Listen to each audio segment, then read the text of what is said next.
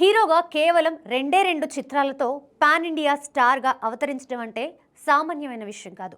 పైగా దర్శకుడిగా కూడా ఆ రెండు చిత్రాలతో ఇండియన్ సినిమా మొత్తం తన వైపు చూసేలా చేసుకున్నాడు.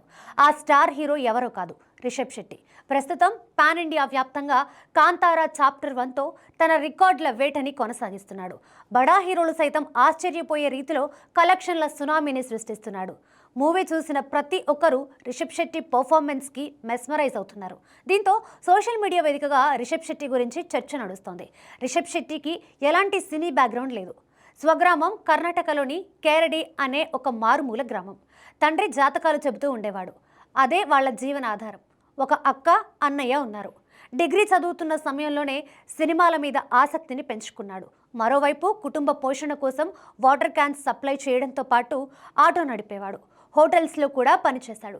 ఇవన్నీ చేస్తూనే సినిమా రంగంలో అవకాశాల కోసం ట్రై చేసేవాడు.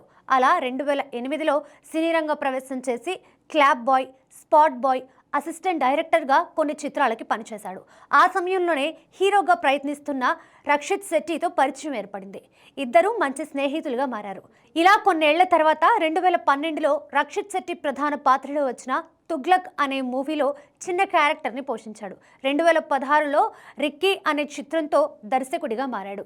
క్రైమ్ థ్రిల్లర్గా తెరకెక్కిన ఈ చిత్రంలో రక్షిత్ శెట్టి హీరోగా చేయగా రిషబ్ కూడా ముఖ్య పాత్ర పోషించాడు. ఆ తర్వాత రిషబ్ శెట్టితోనే కిరాక్ పార్టీ అనే చిత్రాన్ని తెరకెక్కించాడు. స్టార్ హీరోయిన్ రష్మిక ఈ చిత్రం ద్వారానే సినీ రంగ ప్రవేశం చేసింది. రొమాంటిక్ కామెడీగా 4 కోట్ల బడ్జెట్తో తెరకెక్కి 50 కోట్లు వసూలు చేసింది. దీంతో సౌత్ సినీ సర్కిల్స్లో రిషబ్ శెట్టి పేరు మారుమోగిపోయింది. ఇప్పటికీ ఈ చిత్రంలోని సాంగ్స్ అన్ని కాలేజ్ ఫంక్షన్స్లో వినిపిస్తూనే ఉంటాయి. తెలుగులో నిఖిల్ ఈ చిత్రాన్ని రీమేక్ చేశాడు. ఆ తర్వాత ప్రముఖ హీరో అనంత్ నాగ్తో ఓ చిత్రాన్ని తెరకెక్కించిన ఆశించినంత విజయాన్ని అందుకోలేదు. దీంతో 4 సంవత్సరాలు గ్యాప్ తీసుకొని తాను పుట్టి పెరిగిన ప్రాంతంలోని పంజర్లీ దైవాన్ని నేపథ్యంగా చేసుకొని భూమి కోసం పోరాటం చేసే యోధుడిగా 2022లో కాంతారాతో ప్రేక్షకుల ముందుకు వచ్చాడు. Rishab Shetty taking acting pan India ప్రేక్షకుల్ని మెస్మరైజ్ చేసింది.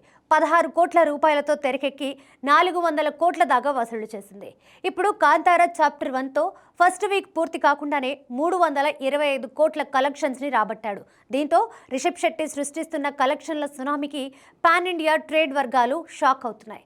చాప్టర్ 1కి 100 కోట్ల వరకు రెమ్యునరేషన్ తీసుకున్నాడని టాక్.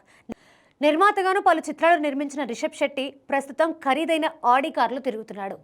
ఈ విధంగా ఆటో నుండి ఆడి కార్ వరకు రిషబ్ శెట్టి జర్నీ ఎంతో మందికి ఇన్స్పిరేషన్.